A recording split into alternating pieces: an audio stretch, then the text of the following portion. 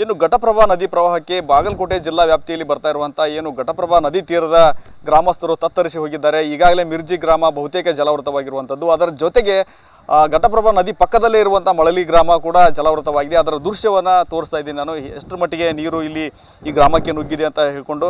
ಈಗಾಗಲೇ ಗ್ರಾಮದಲ್ಲಿ ಸುಮಾರು ಒಂದು 100ಕ್ಕೂ ಹೆಚ್ಚು ಮನೆಗಳು ಜಲಾವೃತವಾಗಿರುವಂಥದ್ದು. ಅನೇಕ ಜನರು ತಮ್ಮ ಮನೆಗಳನ್ನು ಬಿಟ್ಟು ರಾತ್ರೋರಾತ್ರಿ ಕಾಳಜಿ ಕೇಂದ್ರಕ್ಕೆ ಹೋಗಿದ್ದಾರೆ. ಆ ದೃಶ್ಯದಲ್ಲಿ ನಾವು ಗಮನಿಸಿದ ಅನೇಕ ಅಲ್ಲಿ ಮಹಿಳೆಯರು ಕೂಡ ಕೂತಿರೋದು ನೋಡ್ತಾ ಇರ್ಬೋದು ನಾವು. ಯಾಕಂದರೆ ಅವರ ಮನೆಗಳಿಗೆ ಈಗಾಗಲೇ ನೀರು ಜಲ ದಿಗ್ಬಂಧನ ಹಾಕಿರೋದು. ಇನ್ನೂ ಸ್ವಲ್ಪ ಹೊತ್ತು ನೀರಿನ ಪ್ರಮಾಣ ಹೆಚ್ಚಾದರೆ ಅವರು ಕೂಡ ತಮ್ಮ ಮನೆಯನ್ನು ಖಾಲಿ ಮಾಡಿಕೊಂಡು ಕಾಳಜಿ ಕೇಂದ್ರಕ್ಕೆ ಹೋಗುವಂಥ ಪರಿಸ್ಥಿತಿ.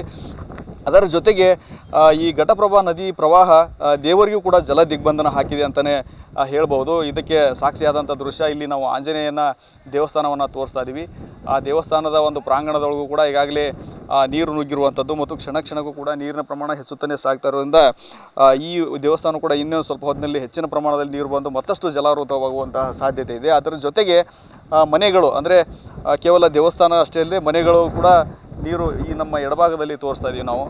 ಎಷ್ಟು ಮಟ್ಟಿಗೆ ನೀರು ಇವು ಕಲ್ಲಿನ ಮನೆಗಳಾಗಿರೋದ್ರಿಂದ ಸ್ವಲ್ಪ ಅಪಾಯ ಕಡಿಮೆ ಅಂತಲೇ ಹೇಳ್ಬೋದು. ಯಾಕಂದರೆ ಮಣ್ಣಿನ ಮನೆಗಳಾಗಿದ್ದರೆ ನಿರಂತರವಾಗಿ ನೀರು ನಿಂತು ಆ ಮನೆಗಳು ಕೂಡ ಕುಸಿಯುವಂಥ ಪರಿಸ್ಥಿತಿ ನಿಜವಾಗ್ಲೂ ಮತ್ತಷ್ಟು ಭಯಾನಕ. ಆದರೆ ಆ ಕಲ್ಲಿನ ಮನೆಗಳಾಗಿರೋದ್ರಿಂದ ಸ್ವಲ್ಪ ಮಟ್ಟಿಗೆ ಅಪಾಯ ಕಡಿಮೆ ಅಂದರೂ ಕೂಡ ಮನೆಗಳಿಗೆ ನೀರು ನುಗ್ಗಿರೋದ್ರಿಂದ ಎಲ್ಲರೂ ಕೂಡ ಮನೆ ಬಿಟ್ಟು ಹೋಗುವಂತಹ ಪರಿಸ್ಥಿತಿ ಈ ಗ್ರಾಮಸ್ಥರಿಗೆ ಬಂದಿರುವಂಥದ್ದು. ಸುಮಾರು ಈ ಗ್ರಾಮದ ಬಗ್ಗೆ ಹೇಳೋದಾದರೆ ಸುಮಾರು 30 ವರ್ಷಗಳಿಂದಲೂ ಕೂಡ ಈ ಗ್ರಾಮವನ್ನು ಕೂಡ ಶಾಶ್ವತವಾಗಿ ಸ್ಥಳಾಂತರ ಮಾಡಬೇಕನ್ನೋ ಬೇಡಿಕೆ ಅದು ಇದುವರೆಗೂ ಕೂಡ ಇಡಿಲ್ಲ ಅನ್ನೋದು ವಿಪರ್ಯಾಸ. ಈ ಮನೆಯ ಮೇಲ್ಭಾಗದಲ್ಲಿ ನಾನು ಮುಂದೆ ಆ ಬೆಳೆಗಳನ್ನು ತೋರಿಸ್ತಾ ಇದ್ದೀನಿ. ಎಷ್ಟರ ಮಟ್ಟಿಗೆ ಘಟಪ್ರಭಾ ನದಿಯ ಹಿನ್ನೀರು ಚಾಚಿಕೊಂಡಿದೆ ಅನ್ನೋದಕ್ಕೆ ಈ ದೃಶ್ಯವೇ ಸಾಕ್ಷಿ. ಅಂದರೆ ಘಟಪ್ರಭಾ ನದಿ ಇಲ್ಲಿಂದ ಸುಮಾರು 1 ಕಿಲೋಮೀಟರ್ನಷ್ಟು 2 ಕಿಲೋಮೀಟರ್ ದೂರ ಇದ್ದರೂ ಕೂಡ ಆ ನದಿಯಿಂದ 2 ಕಿಲೋಮೀಟರ್ ಹೆಚ್ಚಿನ ಪ್ರಮಾಣದಲ್ಲಿ ವಿಸ್ತಾರವಾಗಿ ಚಾಚಿಕೊಂಡು ಹಿನ್ನೀರಾಗಿ ಬದಲಾಗಿ ಸುಮಾರು ಸಾವಿರಾರು ಎಕರೆ ಪ್ರದೇಶದಲ್ಲಿರುವಂತಹ ಕಬ್ಬಿನ ಬೆಳೆಗಳು ಜಲಾವೃತವಾಗಿರುವುದು ಇಲ್ಲಿ ಕಂಡು ಬರ್ತಾ ಇದೆ. ಅಷ್ಟರ ಮಟ್ಟಿಗೆ ಈ ರೈತರಿಗೆ ಲಕ್ಷಾಂತರ ರೂಪಾಯಿ ಬೆಳೆ ಹಾನಿ ಕೂಡ ಆಗುತ್ತೆ. ಅದರ ಜೊತೆಗೆ ಮನೆಗಳಿಗೂ ಕೂಡ ಹಾನಿ ಆಗ್ತಾ ಇರೋದ್ರಿಂದ ಒಂದು ಕಡೆ ಹೊಲಗಳಿಂದಲೂ ಕೂಡ ನಷ್ಟ, ಇನ್ನೊಂದು ಕಡೆ ಮನೆಗಳಿಗೆ ನೀರು ನುಗ್ಗಿ ಮನೆಯಲ್ಲಿರುವಂಥ ವಸ್ತುಗಳು ಕೂಡ ಹಾನಿಯಾಗುತ್ತವೆ. ಇದರಿಂದ ರೈತರಿಗೆ ಈ ಗ್ರಾಮಸ್ಥರಿಗೆ ಭಾರಿ ಪ್ರಮಾಣದಲ್ಲಿ ತೊಂದರೆಯನ್ನು ಅನುಭವಿಸುವಂಥ ಪರಿಸ್ಥಿತಿ ಬಂದೊದಗಿದೆ. ಇನ್ನೊಂದು ಕಡೆ ನಾನು ನಮ್ಮ ಎಡಭಾಗದಲ್ಲಿ ತೋರಿಸ್ತಾ ಇದ್ದೀನಿ. ಒಂದು ಕಡೆ ಕರೆಮ್ಮ ದೇವಸ್ಥಾನ ಇದೆ, ಅದು ಕೂಡ ಸಂಪೂರ್ಣವಾಗಿ ಜಲಾವೃತವಾಗಿರುವಂಥ ದೃಶ್ಯ.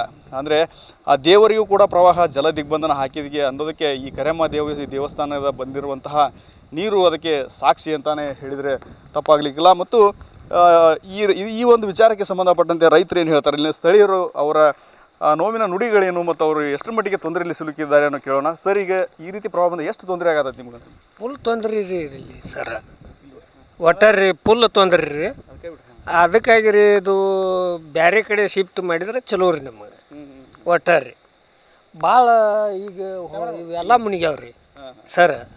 ಅದಕ್ಕಾಗಿ ರೀ ಈಗ ಒಂದು ಕಡೆ ಮಣ್ಣಿನೂ ಮುಳುಗ್ಯಾವ ಮತ್ತು ಹೊಲಗಳು ಎಲ್ಲ ಮುನಿಗ್ಯಾವ್ರಿ ಸರ್, ಒಟ್ಟು ಮುನಿಗ್ಯಾವ್ರಿ.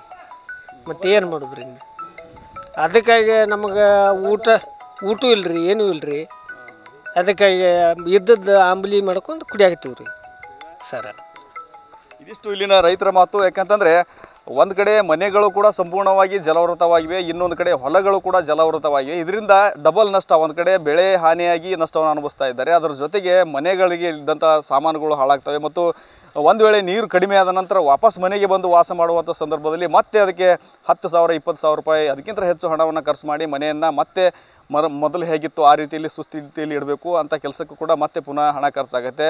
ಈ ನಿಟ್ಟಿನಲ್ಲಿ ಹೇಳೋದಾದರೆ ಪ್ರತಿ ಸಾರಿ ಪ್ರವಾಹ ಬಂದಾಗ ಇದೇ ಪರಿಸ್ಥಿತಿಯನ್ನು ಇವರು ಅನುಭವಿಸ್ತಾ ಇದ್ದಾರೆ. ಇವ್ರನ್ನ ಶಾಶ್ವತವಾಗಿ ಸ್ಥಳಾಂತರ ಮಾಡುವ ಮೂಲಕ ಈ ಗೋಳಾಟದಿಂದ ತಪ್ಪಿಸುವಂಥ ಕೆಲಸ ಮಾಡಬೇಕಾಗಿದೆ.